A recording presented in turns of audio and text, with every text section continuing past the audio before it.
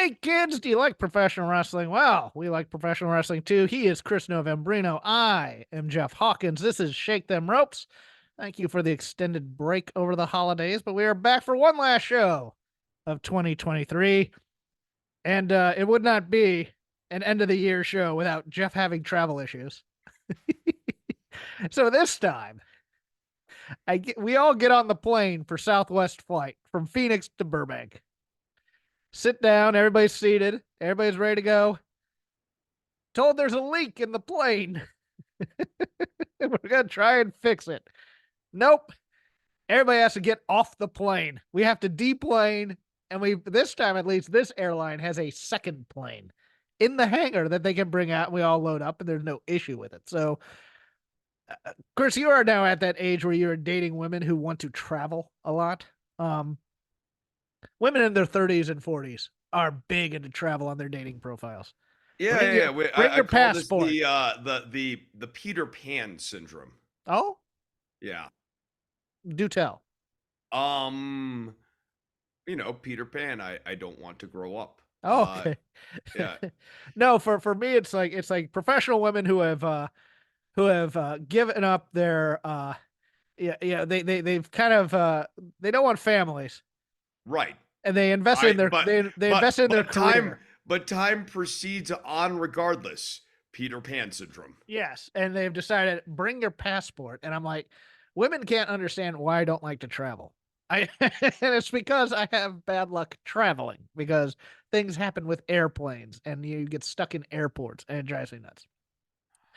Yeah, no, I find travel to be mostly stressful and anxiety driving Yeah. rather than restful or de-stressing. Like need a I need a vacation of decompression after traveling. Yeah, I need at least 2 So days after I air when travel to go back to work and be I'm useful. planning on, if I was gonna travel, I would, I don't know. That's just not what my concept of vacation is, especially now that I'm in New Mexico. I just drive up to Jemez or something and hang out at the hot springs. That That's sounds relaxing. actually, it sounds awesome. Right? No, it's in a canyon and everything, Jeff. It's like 90 minutes away. Like, I go up there, hang out at the hot springs, hang out in this awesome canyon. So now I have an offer of hot springs in New Mexico and cold springs in Texas, which I think maybe I could make both work on one trip. You know, I freeze my butt off on one trip and then go up to you and you take me to the hot springs and we just chill. No, that sounds awesome. Yeah. Uh, so this being the last show of 2023, look, other shows will do far better years in review with far more detail than this show will because neither Chris or I take notes.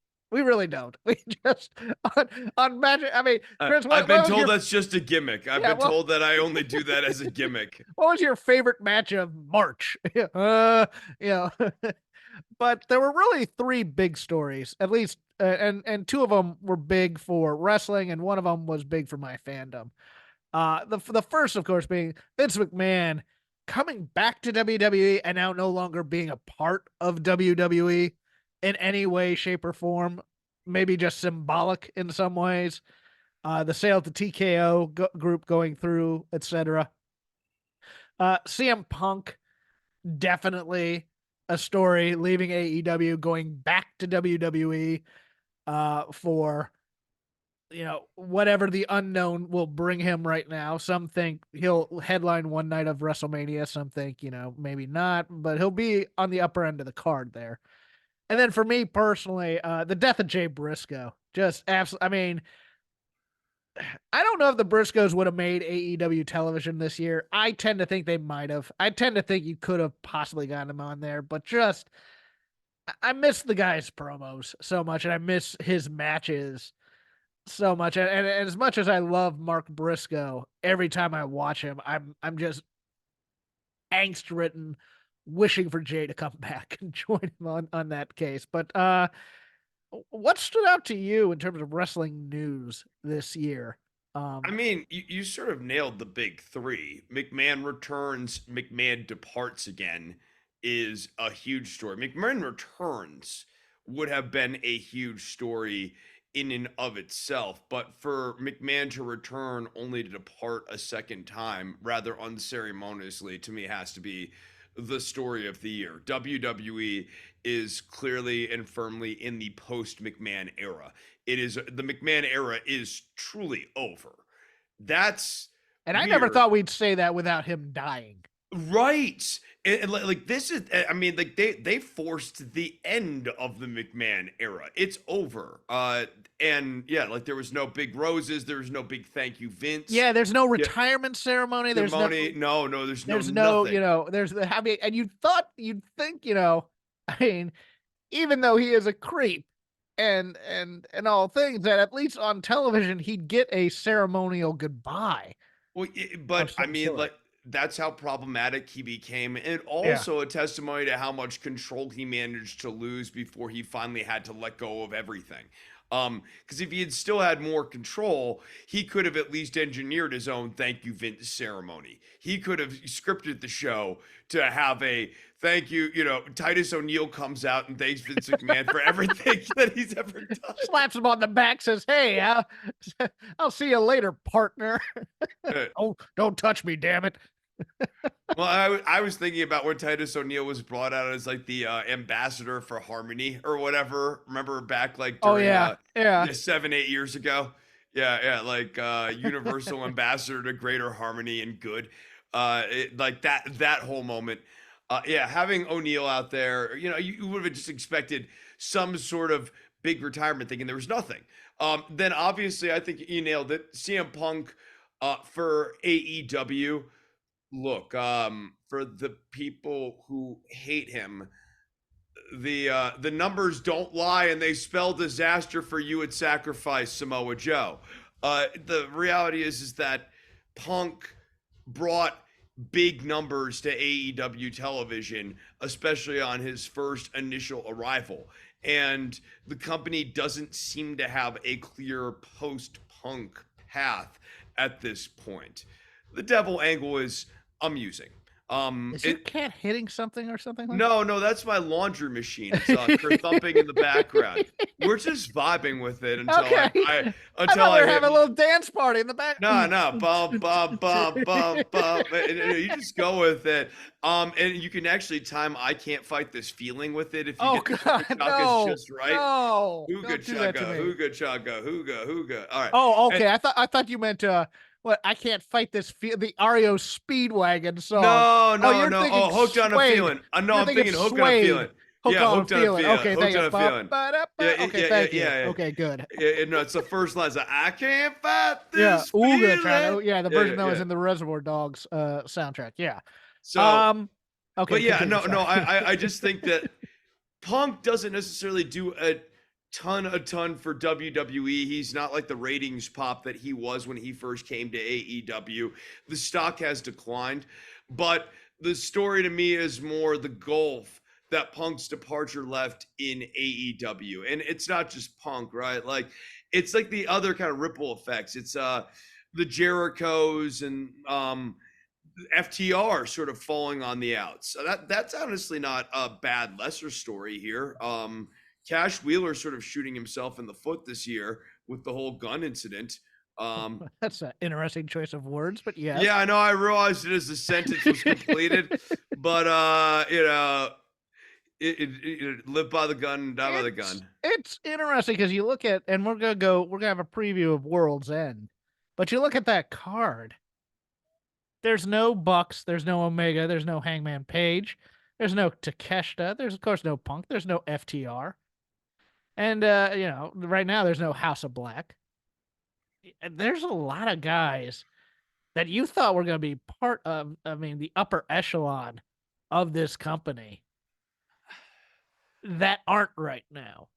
And I guess that would be my other third headline, and I know it'll draw flack or whatever, but like to me, the Punk thing in terms of AEW, this has been a down year for them. This has been a year where they've been on a bit of an identity search. And 2024 is going to be a big identity search year, I think. yeah, and Uh, it sounds like almost they're gonna go hard into what they were doing towards the end of the year with a quote unquote sports style presentation. Uh I guess that means just tournaments and no angles. I don't know. But Or yeah. just the one big angle with the devil, and Oh god, get rid of that thing quick. it's I'm so done with this angle. it it's not good, right? No, it's not. No, it's not good. I keep trying to give it in my head. I swish it around and try to make it seem good, but it's not good. It's actually a very bad angle. Yeah. Interesting enough as we get into this week's news, and there might be a little bit of a hangover from news that was available last week that I just missed at post time. Hiroshi Tanahashi is the new president of New Japan Pro Wrestling. Uh, Current leader Obari ousted. That was announced earlier last week, I believe. Um, One of the major reasons was declining attendance, but another major reason, according to the Wrestling Observer, was that Obari had heat with a number of people, including the company's top star, Kazuchika Okada, who has recently hired Barry Bloom to do negotiations for wherever he ends up. Okada was said to have wanted him out. Others said that Obari never really understood the wrestling business and didn't respect the value of Okada. Peter Brady. One person said that Obari saw Okada as the lead role actor in a touring show. I don't know if that's incorrect Is that wrong? necessarily.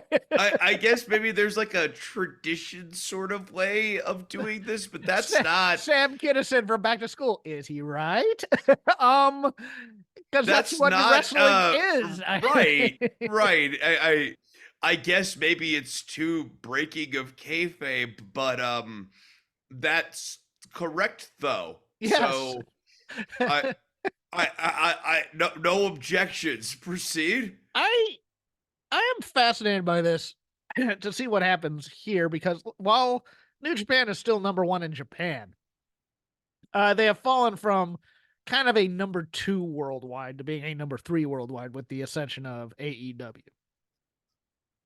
The other thing is, it's always one of those things in sports where you put the one of your biggest stars in charge of, say, the team or something like that, and you know that they know the sport and they know the business, but they know how to be them in the business, not necessarily how to run it well in the business. Say, like you get a star quarterback like John Elway, who was running the Broncos for a while, but all he knew how to do was look for a guy who was John Elway.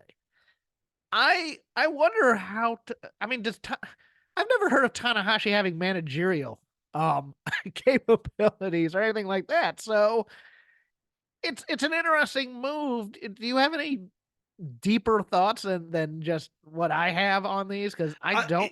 But It's hard for me to imagine Hiroshi Tanahashi sort of taking the company to any sort of new heights. Your observation about AEW supplanting New Japan as the firm number two worldwide, especially with like, look, this is where their hybrid presentation of bringing in guys from CMLL and New Japan and these places actually really helps them out. They have a much more world friendly presentation. New Japan's they lazily, half-assedly did an English presentation sometimes, but the accessibility on that was pretty limited. Um, New Japan World was always hard to navigate. You had to do it via Google Translate. still is hard to navigate it. They never shelled out, like they rolled out this English side and never shelled out for an English language build of the website. They've always just been lazy with the global and US, but I mean the US leg of the expansion is a good example, but like the global one's even weaker. Where's the language accessibility for anyone else? I'm sure AEW's running laps on all of that stuff. And I think this was a move to try and keep Okada, and I don't think you're gonna keep Okada. I think Okada is gonna go to WWE. I really do.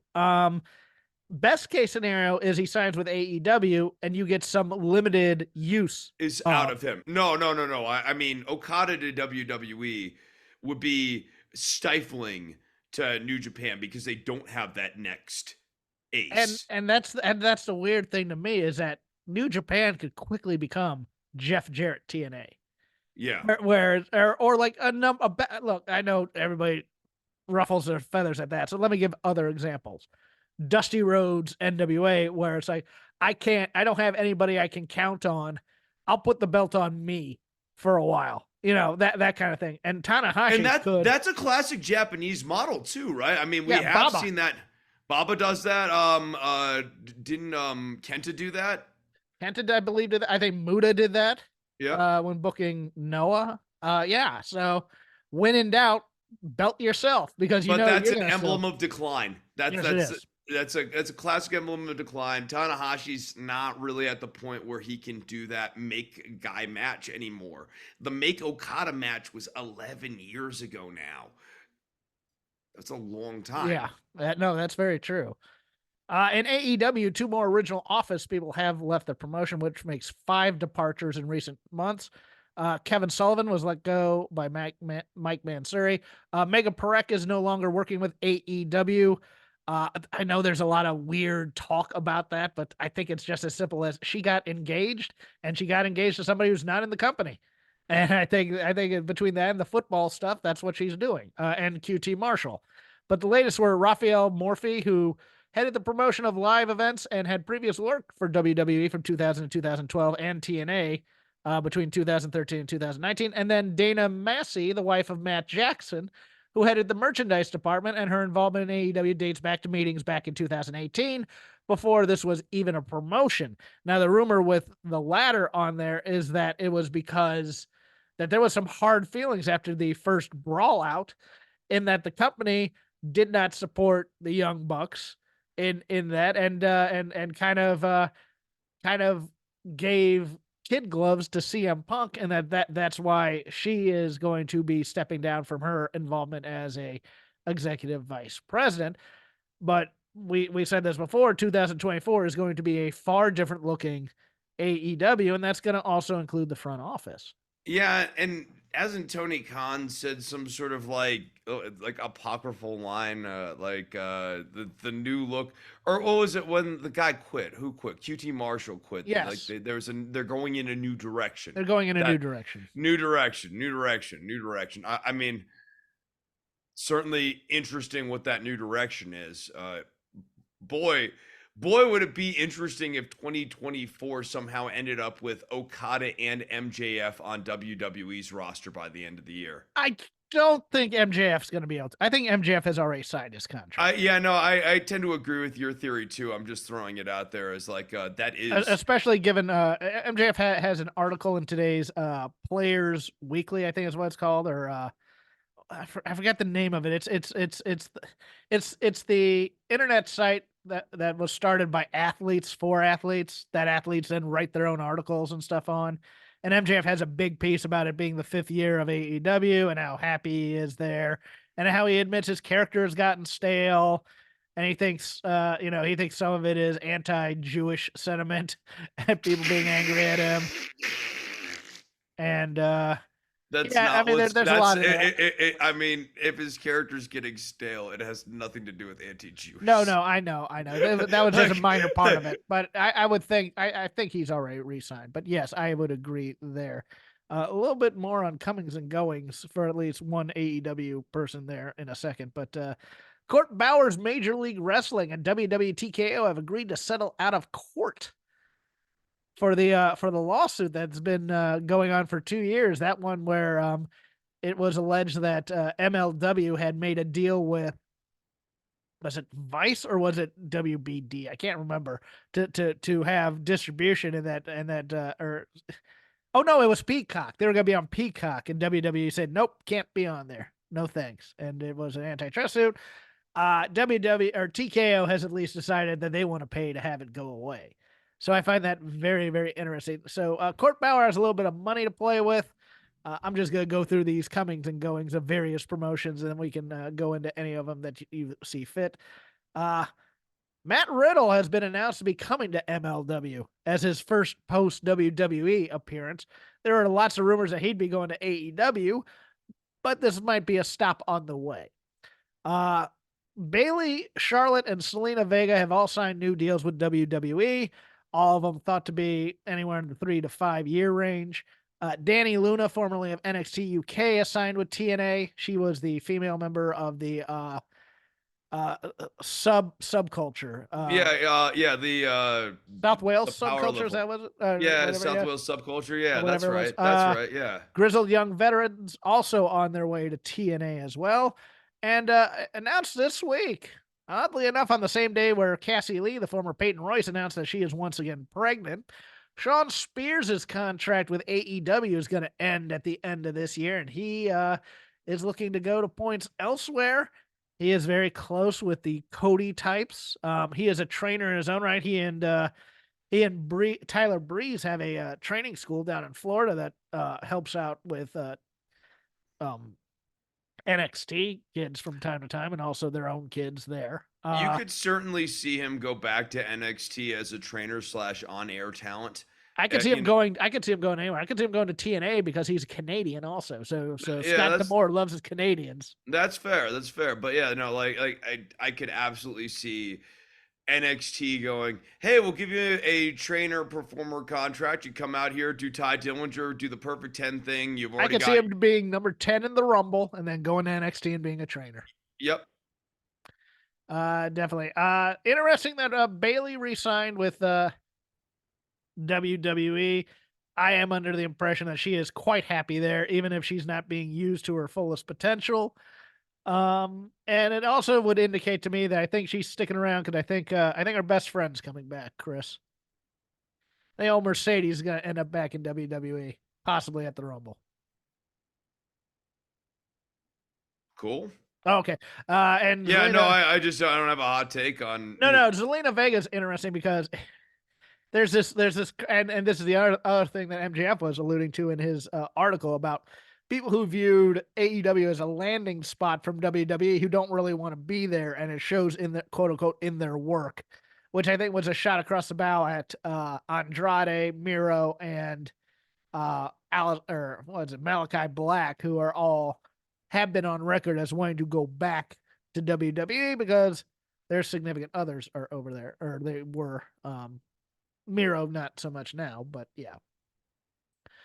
So now, I guess oh, my go ahead. one thought on Sasha Banks coming back is there's this big plan to push Jade Cargill, and I think a lot of people are going to groan if Sasha Banks somehow gets cannibalized in the push to establish Jade Cargill as a dominant force. There would, but she's been put on the back burner too, so that's going to be interesting as well because they didn't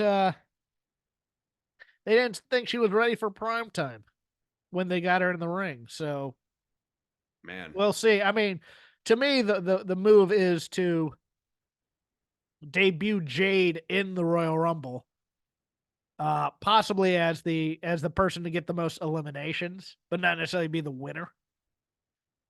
Because they do that a lot with people. right? She does like the Kane push, yeah. Yes, yeah, like that. That'll be interesting. But that'll do it for our news segment. Now for the lazy river of wrestling criticism, whatever we watched, whatever we saw, whatever we're thinking about in the world of wrestling, although we've kind of been rambling already today. We'll get to it now. Should we just start with the preview of AEW World's End and just fold in anything from Dynamite in there? Yeah, let's do that. Yeah, let's do it.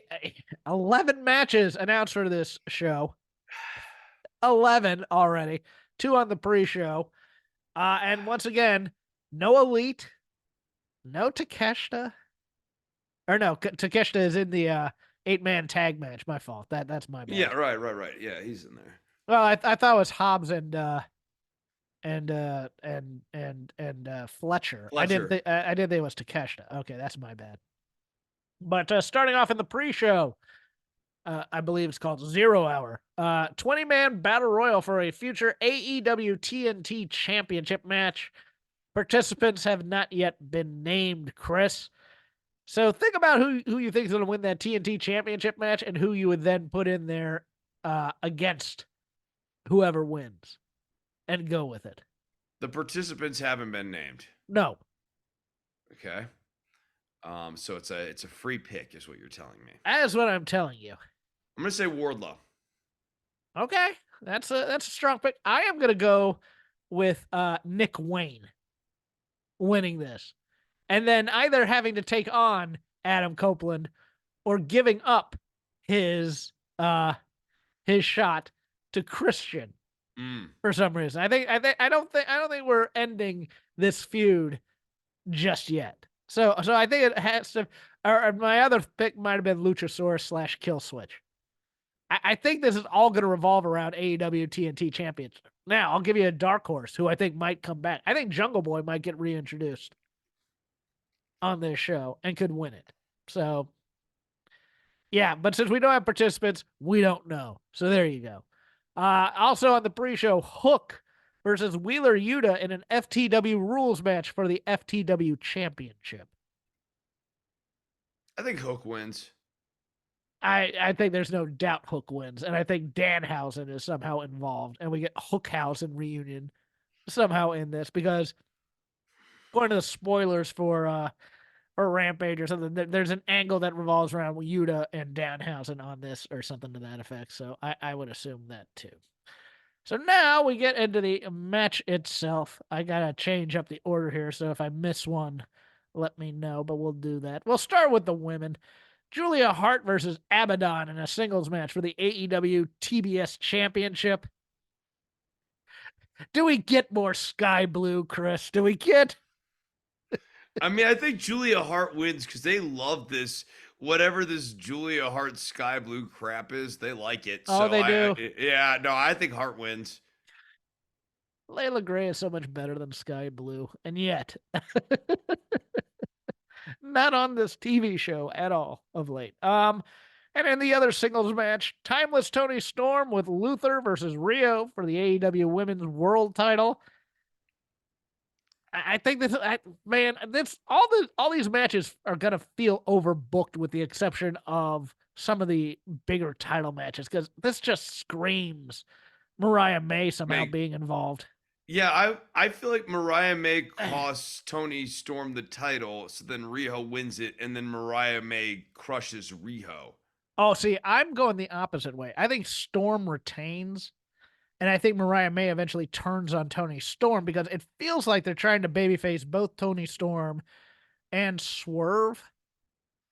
And I think this is how they do it. Is No, no, that's what I mean. Like when she loses the title, like Mariah May stabs Tony in the back is sort of my thought. Oh, okay. So like Tony loses the title, Mariah May stabs Tony in the back after Tony loses the title so that she can go on to beat Riho. Huh. Okay. I feel like, I mean, the belt ends up on Mariah May's is where this is obviously going. Like that's been Chekhov's gun ever since she did that belt shot. But I think she beats Riho. That was a horrible segment, by the way, on Dynamite. Can I just say that?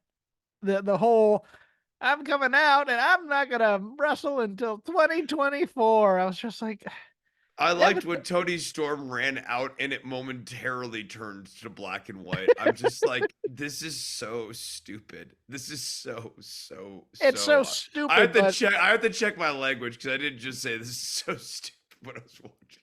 No, but at the same time, it's so stupid it becomes funny again at times. Yes. Yeah. But it's really stupid. It's really dumb. Was that a cat? No, that was a car. Okay. So the other one was a washing machine, and that was a car. We will review animal sounds after the show, Jeff. Okay, You're not doing very good so far. No, I'm not, but I can't guess these things. Yeah, I know. It's hard. 8. Well, I'm looking at the Wikipedia. I'm not looking at you and seeing what's going on camera right now. You're looking at the Wikipedia for animal sounds? That too, yes. Yeah. What does the fox say? Okay, 8-man tag match. Ricky Starks, Big Bill, and the Don Callis family, Konosuke Takeshita and Powerhouse Hobbs versus the Sex Gods of Chris Jericho and Sammy Guevara, Sting and Darby Allin. Yes, Chris, we have turned Sammy Guevara yet again. This time babyface due to Kenny Omega's diverticulitis. Look, him and Chris Jericho have always been friends, always will be friends. There's never been any issue between these two guys. And it's great that they're back on the same page because they never had any problems in the first place. I don't see any lack of continuity here, and I think it's pretty obvious the babyfaces win. I just thought this would have been a great place to make Danny Garcia, relevant, or Daniel Garcia, sorry, not the Rock's wife. And instead, we just Sammy Guevara is now the Paul Orndorff Big Show of Lex AEW. Luger. Lex Luger, yeah, it just made no sense to me, but whatever. Yeah, I also have the babyfaces winning. I think Sting does not lose until his final match at Revolution, and even then he may not lose. But maybe we figure out Yeah, who no, is he a. has to finish on like a big winning streak, right? I Like would that. agree. Yeah, yeah, that's what I'm thinking. He like retires like 35-0 or something stupid like that. No disqualification match for the AEW TNT Championship: Christian Cage versus Adam Copeland. Who you got? I'm gonna say Christian wins. Yeah. I don't think They're it. very into this faction. They just brought in the mom, so that to me means at least another like month or so of this. You know what? I'm gonna go back on that. I'm gonna disagree. I think Adam Copeland gets a short win, and then if Nick Wayne wins that battle royal, he gives it to Christian, and Christian just wins the title back somehow. I think there's gonna be a short title run here for Edge for some Okay, reason. Edge wins, The and then former like, Edge. I'm and sorry, then Adam Copeland. Adam Copeland wins, and then like Nick Wayne does sort of the same thing as Luchasaurus, where he's the TNT champion, but Christian Cage always holds the title and stuff, Yeah. and holds it up in front of his mom, like basic, like kind of like dominating his mom and stuff to make it all icky and uncomfortable. I could see that. Swerve Strickland with Prince Nana versus Keith Lee. I think this is Swerve Strickland, no question. Next match. Yeah, next match. Your opener, or might be your opener, Miro versus Andrade El Idolo with CJ Perry if she can come back from her surgery. I think she should be okay. She got a splinter and it got infected to the point where they almost had to chop off her finger. But she's back. I don't know. This match is so weird to me because I feel like there should be a loser or winner gets to go back to WWE match. Miro doesn't do jobs. That's why he wasn't in the Continental Classic. Um, I think Miro wins this. I don't know if CJ Perry turns. Personally, I'd love a Hoss team with Miro and Andrade, but I don't think that's going to happen. And unfortunately, because they just absolutely invest nothing in Miro or really Andrade for that matter, I don't care. But I think Miro wins this. Remember when Miro had a good character? Yeah. Even the whole stuff about his god initially was kind of amusing and like had like a thing to it, and like now it's just it feels like a weird cover band of himself. Like, remember when I was talking about my god? Remember that? It's like Even member the best berries. man character was better than this stuff. Yeah, the member berries on Miro now, it's weird and weak. I think CJ costs Andrade the match, and that's how Andrade takes a protected loss, right? Like you're right, neither of these two guys like doing jobs, so it's got to be a protected loss. And that means CJ screws over Andrade and ultimately resides with Miro. Sneaky fun match added to this lineup at the last second. 8-man tag: Claudio Castagnoli and Bryan Danielson, Mark Briscoe and Daniel Garcia versus Brody King, Jay White, Jay Lethal, and Roosh. In which all the members of the Continental Classic who aren't in the finals are having a tag match against each other. I'm kind of here for this. I think it's gonna be a fun party match. Um, and yet I kind of think the heels win this for some reason. I Really? think I think the baby faces don't need the win here. That's the weird thing. I mean, look at this, you'd think, or Daniel Garcia gets the win because he's kind of the sore thumb sticking out here because he's not really a baby face yet. So maybe he needs to get the win to go fully to the babyface side. Yeah, maybe the story of the match is that Danielson, Claudio, and who's the other babyface? Mark Briscoe. Briscoe, right? Like they all sort of basically slap some sense into Daniel Garcia when he's trying to do this.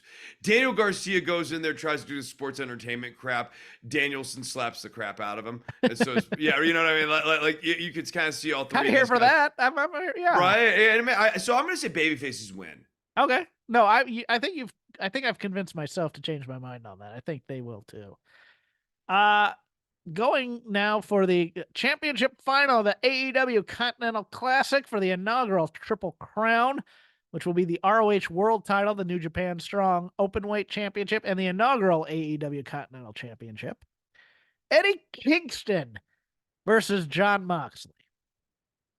Now, let me say this: that promo segment between Kingston and Moxley hosed me. I loved it. I adored it. It's everything I want in these types of segments. I was a little surprised Eddie Kingston's in these finals, even though he gave up the titles, and it would make the most sense. I thought Swerve was going to win this whole thing for some reason. I bought into that thing. Moxley's going to want to make him look like $1,000,000. I have Eddie Kingston coming out winning this. It's just one of those things where it's like I feel like Eddie Kingston is like the Tommy Dreamer of ECW. He doesn't need to win a title ever, and he's going to be super over. And it's going to be, and we should have actually never had him win a title in any way, just to keep the fans more rabid and more wanting to see him win a title. And it's one of those things where it's like we may have taken a little bit of shine off because look, I like Eddie Kingston a lot. I'm not the biggest fan of Eddie Kingston being all Japan match guy when he's not really. He's more of a brawler than a great wrestler. If that makes sense, I don't want to say he stinks at wrestling. I don't want to say that because that's not true. And that match was awesome against that there's a moment in that Danielson match where he's taking the yes kicks on both sides and he's getting ready to, and he looks just absolutely miserable. And it was the best little piece of acting because I'm just like, yeah, I feel you, Eddie. He's getting taunted the entire time and getting worked on, and just you can see him mentally like trying to find his fortitude and stuff like that. He's not the cleanest wrestler in the world, is what I'm trying to say. He's not Misawa or Kawada or his heroes. But I like Eddie Kingston a lot. I just don't know if I want to give him a traveling title, but it looks like we're going to. I have Eddie Kingston winning this. The floor is yours, sir. I got Kingston winning this too. I'm always confused with how to process what Blackpool Combat Club is as like a faction at this point. And so when you watch Blackpool matches, it's confusing. Are they baby faces? Are they heels? Is the subliminal intention for me to not want them to have titles, or is the subliminal intention for me to want these three guys, all of whom I've known, for like a decade plus, to have titles? It's flummoxing. I mean, even Danielson's he's a bum sort of thing. I thought it was within the purview of trash talking. Like I didn't think it was like, sort of like a low blow, sort of like Healy. Like it was trash talking, but it wasn't heal them. It's not like Christian going after somebody's family or Yeah, and something I like think that. the part of the story you were missing is the fact that even though they had parts of it on AEW in the vignettes, the entirety of the promos were all on social media. And Well, Danielson that's just fantastic television, Jeffrey. and Danielson goes into, hey, there's gonna be a point in the match where I've gotten into your head and I'm and you're getting beat down and you use your energy to flip me off, to give me the middle finger. And that's how I'll know I've beaten you, Eddie Kingston, because instead of using your energy to try and fire up against me, you're using it to flip me off because you're a bum, that kind of stuff.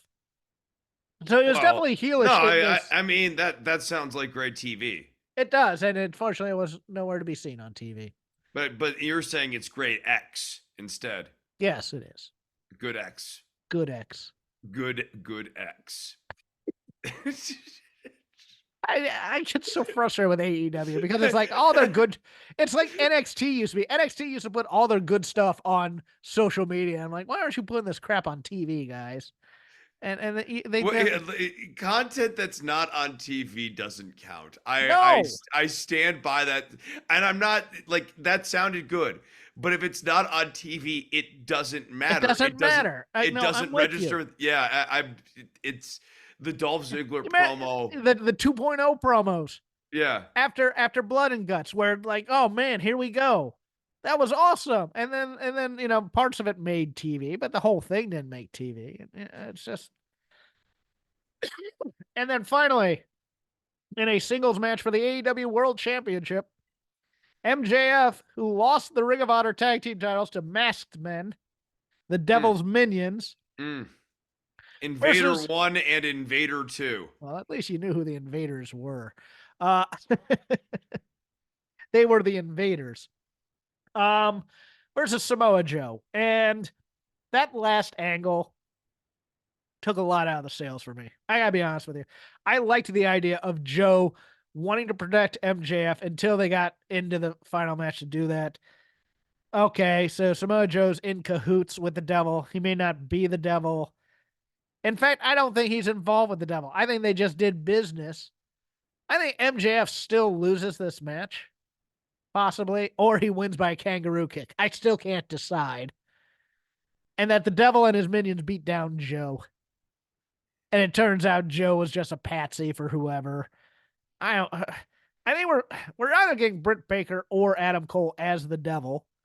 And if we get Britt Baker, then Adam Cole's gonna be like staring, "Oh my god, I can't believe it!" And then it's gonna be the question: Is Adam Cole in cahoots? I'm just done with this damn program because it's hurt MJF's title reign in so many ways, and it's everything MJ. It, it's everything MJF would want if he were in the WWE. That's what kills me about this thing. It's totally hurt AEW by cheapening the champ to a sports entertainment type of thing with comedy vignettes and then the devil stuff. I mean, my problem has been the two-toned way that this has been done. They the have Roddy done Strong and then they the have yeah. done the devil stuff, but then you have these goofy shoes things with Adam Cole and Roderick Strong, where Roddy's at the hospital. Remember the one we had to watch Yes. twice? So, like, if Adam, Well, and then that was also good television, Chris.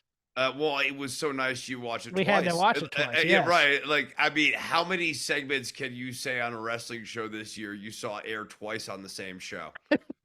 I think about that. Think about that. It's been literally years since that has happened. So, something to think about there. But I just, it's not gonna be Joe as the devil. Although, frankly, at this point, especially when you talk about Adam Cole or Britt Baker, it's way more narratively satisfying if it's Joe is the devil, and this has all been his big setup before the title match. Keep your enemy close. Basically, he tricked MJF, and he played MJF. That's the angle. I'm with you. I think Joe's going to end up being a patsy, which is going to be really stupid and very And it unsatisfying. totally kills that whole thing about him being the badass in the suit and drinking brandy and going, "I'm a championship guy," blah, blah, blah. I'm just like, we're going to ruin all these guys by the time this angle's over. Right? God. I mean, I thought too, he said something about like having a plan in one of those promos. There was like a slight something that might actually count as like a seed planted for, Joe actually being the devil here. Yeah. Um, I gave you kind of the heads up on this, and the only other thing, because I don't care about this NXT show that we had this week, because again we in 1 week Ilya Dragunov goes from being carted off to, yeah, I'm ready for this title match. It's Trick Williams. Although I will say that the NXT Underground match with Dijak and Thorpe, pretty awesome stuff. Yes. I Okay. agree. I agree on that. I'm like I was just like rereading the King too. I mean, God, everything else on the or rereading the card, everything else on this show really stunk. Briggs Briggs and Noam Dar actually had some really good in-ring chemistry for what that match was. Yeah. Yeah, no, like that match. I mean, obviously that was a setup for a very lame breakup angle between those three, but the actual match itself between Dar and Briggs was actually halfway decent, I thought. Yeah. I have a match, my favorite match of the year for WWE and my favorite match for AEW. I believe you do as well. Um, Yes. so I'll say them now, and they all go to my predilections and my biases. So if my match of the year is not your match of the year, it's perfectly okay. But I know what I liked. And in WWE, it was rather easy for me personally. The triple threat at Mania versus of Walter, Sheamus, and Drew McIntyre, where it's just three big guys just smacking the crap out of each other. Uh I I have now watched that match 3 or 4 times. And it never gets old for me. I absolutely adore that match. Your pick in WWE, and that would also include NXT if you chose.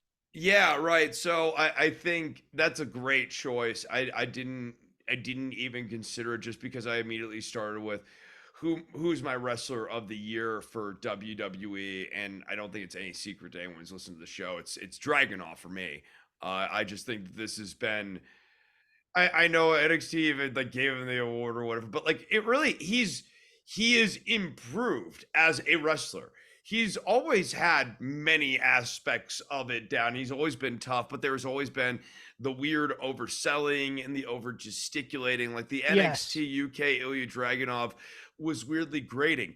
This iteration of Dragunov is just like he's a killer in between champion. He nails straddling the line between babyface and heel, slightly antagonizing, though still a babyface. You have the neck injury angle, although that was stupid. Like he really can occupy a lot of different lanes now in a way that I never would have thought Ilya Dragunov would be capable of doing 2 years ago. And there are two matches that really stood out to me. Um, you have the match where he wins the belt from Carmelo Hayes, which is a banger match. Yes. However, I think the other one, which is a real sleeper, and this is the toss up, he had a great match against Dijak. Yes. Or yeah, like that was the other really good match that he had this year. Um, and like those were kind of in sequence, which is when like sort of for me dragging off like on the radar really started. So I'm gonna go with Dragunov Hayes one, but you know you could kind of talk me into the Dijak Dragunov thing because that was a pretty sweet match. Dijak frustrates me because I really like the guy, and I think he deserves so much better. And he He just has a deserves to be on crap the gimmick. main roster. Yeah, well, all his gimmicks have been kind of crap. Even though he's a big guy who can work, and he's a big guy who can work with big guys, or he's a big guy who can work with small guys. But like right now, he's like duster guy who Yes. walks around like his gimmick is I'm a guy who walks around in a duster. He's you know what he is he's the guy in the territories who would come in for 4 months and leave. He's the guy who Gary Hart or somebody else would pay a bounty for. He's a bounty hunter. He's like Lance Archer He's in Abdullah the Butcher. Yeah, yeah. in Oh, yeah, AEW. Lance Archer's a good call too. Although I think I like Dijak a lot more than Lance Oh, Archer. I do too. I just think you get a lot more of a Dijak match, but yeah, Yeah, no, I agree. he is really frustrating. But Dragunov had a great match with him, and then like this was not a good match, but dude, he dragged a passable match out of Corbin.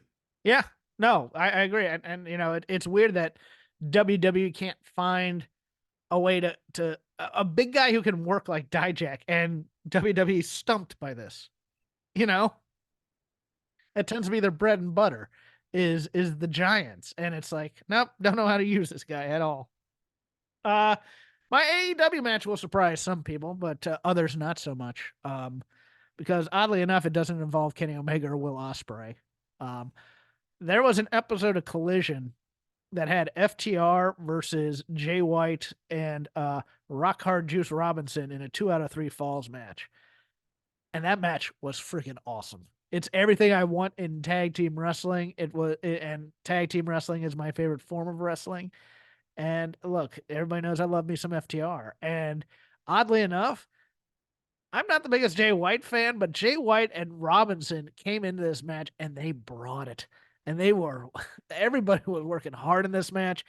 It's one of the best 2 out of 3 falls matches I've ever seen because there's an air of predictability in most 2 out of 3 falls matches, and this didn't have that at all. But yeah, no, FTR versus Bullet Club Gold, 2 out of 3 falls was my match of the year in AEW. Um, boy, I didn't pick out an AEW one. Like before this, the one that you did mention the match of the year thing, so I like looked at Dragunov. It's hard with AEW. It is because there's a lot of good matches. A lot of good matches, right? And they're all kind of like at a similar level for me. Um, I don't know if you could pick anything in this Continental Classic, and you might get away with it, Chris, if you wanted to.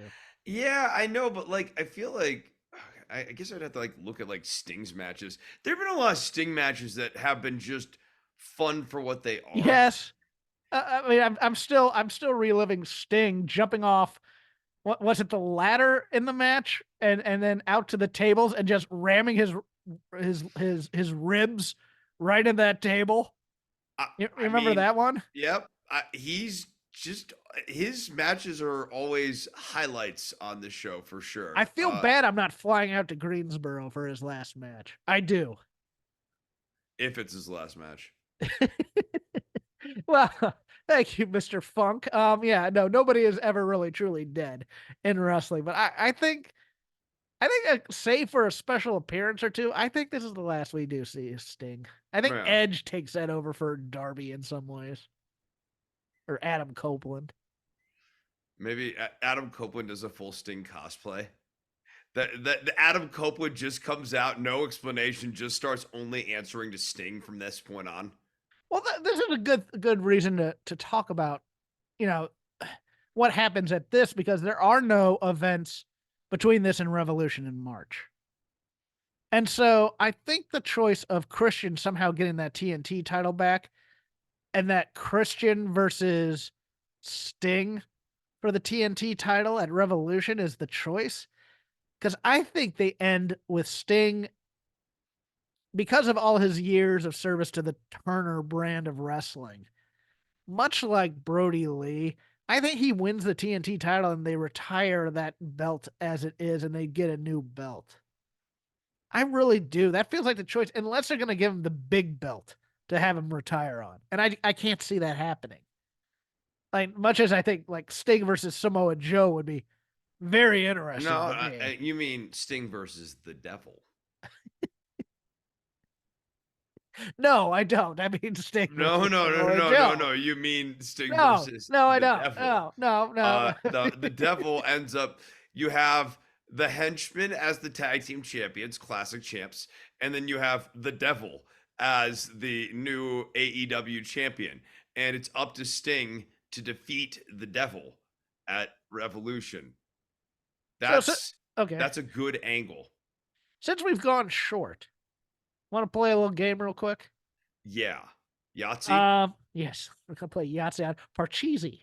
Okay. Uh, Give me one prediction, and you can make it for one of each for both promotions, or you just one for one of the promotions, One prediction for each. if you'd like. Yeah, yeah, yeah. I'm gonna say next year WWE secures Okada. Okay. I think Okada leaves New Japan. I think they do lock him down, and I think especially in a post Vince world, they have a plan for him. And part of that's going to be Shinsuke Nakamura. I think one of the, like sort of the tells here too is that they're utilizing Nakamura more than they have in the last a couple of years. He's more of a featured thing. So I'm going to say Okada ends up at WWE with the lure of you could come and hang out with Shinsuke Nakamura. And he'll kind of help, get you acclimated to things. He'll show you where to buy cigarettes. He'll show you where the beach is. All the things that you need to know Let's in go America. surfing. Come on. Yeah, let's go surfing. Let's buy smokes. I, I mean, hey, I feel him. and I'll let you think about your AEW one while I get my WWE one. I think your two men's main events at WrestleMania are going to be on one night CM Punk versus Seth Rollins. And I think on the next night it's going to be Cody Rhodes versus Roman Reigns. And I think Cody beats Roman Reigns. I think they do. They've kind of seen the error of their ways here. I think Cody gets to quote unquote finish the story. We'll see for how long. And I think we finally figure out that it's time to possibly put Roman Reigns on the road to a face turn here somehow. I don't know how. Possibly with Heyman joining up with Punk, who challenges Cody. I don't know. But those are my predictions. In the women's ones, I think See, Charlotte being out's a big deal, and she's not going to be ready because of her knee. But I could really see Rhea Ripley versus whoever wins the Royal Rumble, which might be Jade Cargill or it might be Becky Lynch. It's probably gonna be Rhea Ripley and Becky Lynch. And then on the other night, it's weird not having Bianca in the slot, but I think it's probably gonna be Bailey and Sasha versus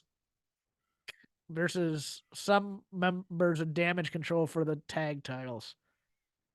I do. I think they're gonna try and reinvigorate the women's tag titles at WrestleMania. That's my choice.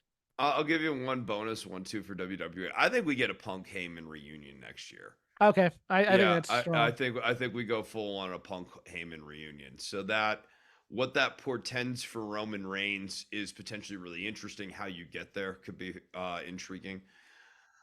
On the AEW side, I think that MJF loses the title by June, and I think that puts AEW kind of into a deeper search as to what to do with that top belt.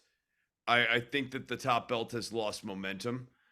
I think that the temptation to get the belt off of MJF to just sort of like jump stuff up, shake things up is going to be very high, but the actual plan for that's going to not be there. I think the devil ultimately ends up winning the title from MJF. Not like the devil, but you know what I mean? Like the devil ultimately ends up getting the title. Not like he pins MJF, but like I think whoever the devil wins ends up winning. I think for me, I'm gonna go with this.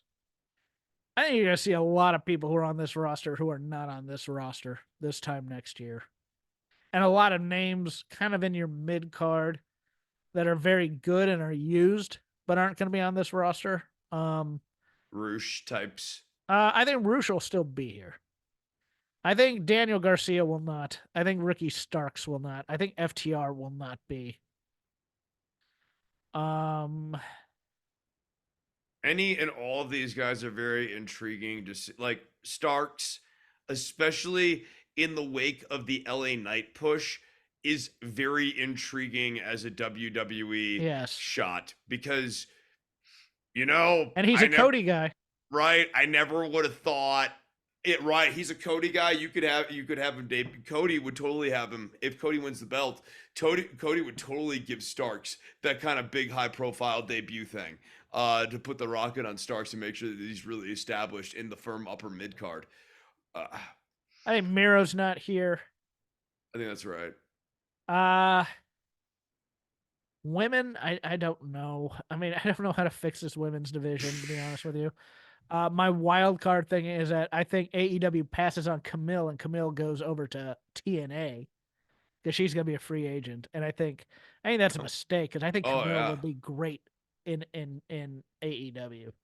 Oh yeah. She's awesome. Um, Camille's good. yeah, but I think Yeah. she's gonna. No. I think she's gonna go over to Impact, and I think Deanna Purrazzo is gonna end up in AEW, and I don't think. I I just don't think she gets over in AEW. They've tried it already. She's just She's a she's very fine. good wrestler. Her She's gimmick's fine. Yeah. very Yeah. good. Yeah. Her Right. promos are a little weak in some aspects because her voice is a little high. Um, I think she'll be a good addition, but I just can't. I mean, look, AEW has great women wrestlers, has had great women wrestlers, and has had no idea what to do with them before. Tony Storm, uh, Serena Deeb. Serena Deeb, those types. So, I'm gonna go with that on there, and I think The women's division. here's God, my you big one. I think Collision gets canceled by the end of the year, and oh man, where does Raw end up, Chris? That'll be our last question. Where does Raw end up back in the Comcast family, or does WBD get them? that's Warner Brothers Discovery. Yes, Do they? Who owns USA? Comcast, NBC, Chris, and NBC Universal, I Peacock. feel like they end up back on USA. They just like USA, and I don't necessarily know that there's. a lot of buying interest for the company right now, I think they've been especially after the bill of goods last time around. I tend to think they've been talking with WBD to raise the price that Comcast, NBC Universal, who whatever you're gonna call them, are gonna pay. And I agree with you in theory, but I kinda want the chaos. I kinda want David Zaslav to go, "You know what? I like CM Punk. I wanna be in the CM Punk business." And maybe they don't get the entire NBA package back at WBD, so they have some money to spend. I think they I think WBD gets Raw, and they put it on the Turner networks, and I'm here for the chaos. Mm. So we'll end there. You can follow me on That would be fast. That would be fascinating, just because that would be a real shot across the bow for AEW's future, especially It if would. Collisions. Yeah, especially if Collisions also canceled. Well, if Collision's canceled, guess where Dynamite's going? In the Collision spot, probably. Yeah. Uh, yeah, you can follow me on X at CrapGame13. You can follow Chris on Instagram at Dr. _ Nov. You can just follow the show on X at Shake the Ropes, all one word. We are part of the Voices of Wrestling Podcasting Network.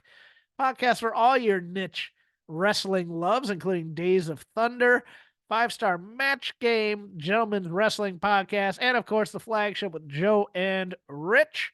You can listen to me over on Fight Game Media, now a free feed, no longer a Patreon, on the Dynamite Show. About 10 minutes after Dynamite goes off the air, myself and Paul Fontaine go live on YouTube, drops in your feed the next day, with a in-depth deconstruction of all things in the 2 hours of Dynamite that you saw that night.